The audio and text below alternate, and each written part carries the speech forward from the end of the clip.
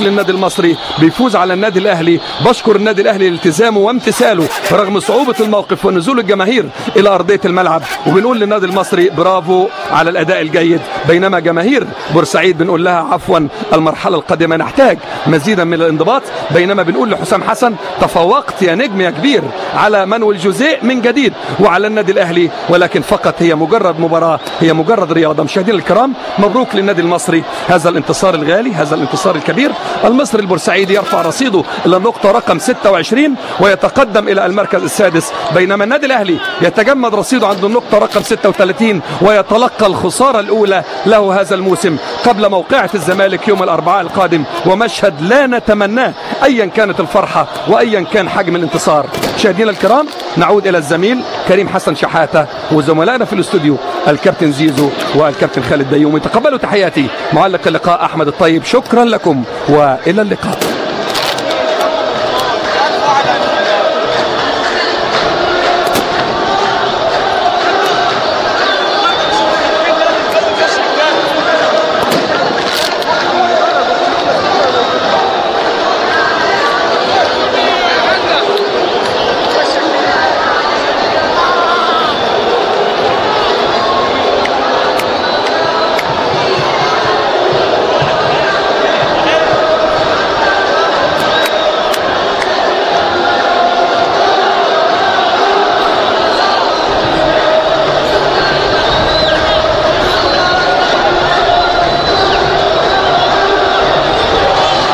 بيفتحوا الطريق امام الجماهير بعد تسليم الكأس وبعد التنظيم ما ينتهي الى الاحتفال داخل الملعب، لكن بهذا الشكل لا. جمهور بورسعيد جمهور عظيم، جمهور كبير، ما نتمنى ابدا ان تكون هناك نوع من الفوضى بهذا الشكل.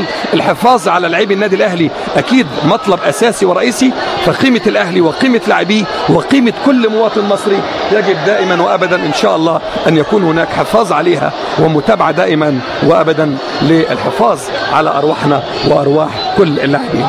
اين لقطات المباراه وفرصه الهدف الثالث لعبد الله السيسي في الوقت اللي كان عبد الله السعيد على وشك احراز هدف التعادل ليعود الاهلي محملا غانما بنقطه التعادل قبل مواجهه الزمالك يوم الاربعاء القادم. فجاه بنلاقي ان عبد الله السيسي بيسجل الهدف الثالث بعدما تكفلت العارضه بمنع النادي الاهلي من تحقيق هدف التعادل. نقولها بصوت عادي وبصراحه، نعود الى كره القدم. فاز من استحق الفوز وخسر من استحق الخساره. نعم الاهلي كافح واجتهد ولعب بذكاء في الشوط الاول، ومع ذلك سجل هدف وضاع من المصري اكثر من هدف. للامانه وبكل احقيه فالمصري على مدار المباراه بالكامل لم يتكاسل، لم يتخاذل، لم يتراجع للخلف، بل صمد وتقدم للامام.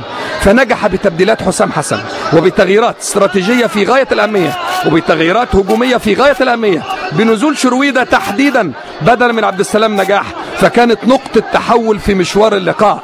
فنجح بعدها النادي المصري في حصد 3 أهداف مباشرة، هدفين بمعرفة ومعية وبأقدام مؤمن زكريا ناشئ الأهلي السابق الذي تألق مع نادي الإنتاج وأكمل المسيرة مع النادي المصري، ثم بعد ذلك جاء عبد الله السيسي في الوقت بدل الضائع ليصدق على 8 أهدافه هذا الموسم ويصعد إلى منصة هدافين بدرجة قدير جدا كما يذكرها دائما وأبدا نجمنا ونجم التعليق الكبير ميمي الشربيني.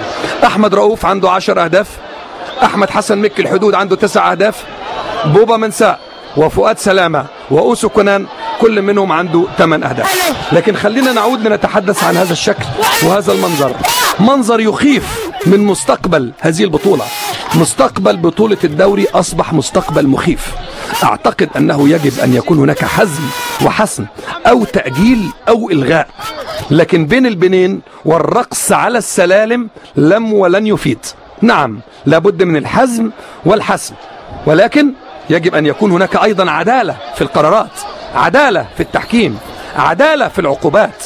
من غير المعقول أن يقول للإسماعيلي والزمالك ليس هناك لعب بدون جمهور فقط غرامة مالية، وفجأة نجد الإسماعيلي يلعب بدون جمهور والأهلي والزمالك لا يلعبان بجمهور وغرامة مالية. هذا جزء من عدم العدالة قد يكون في بعض الأحيان. الإضاءة انطفأت في المدرجات والملعب على اعتبار يتم تفرقة الجماهير. بنقول لجمهور بورسعيد كان ليك دور كبير في المكسب، لكن لا نريد مستقبلا مثل هذه التصرفات.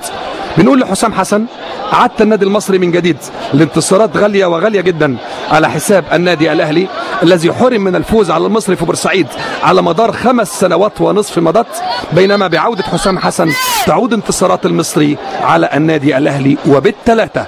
فالنتيجة كبيرة والرقم كبير والأداء أيضا كان أكثر من ممتاز من الفريقين لفترة ما، ثم تراجع أداء النادي الأهلي على المستوى البدني.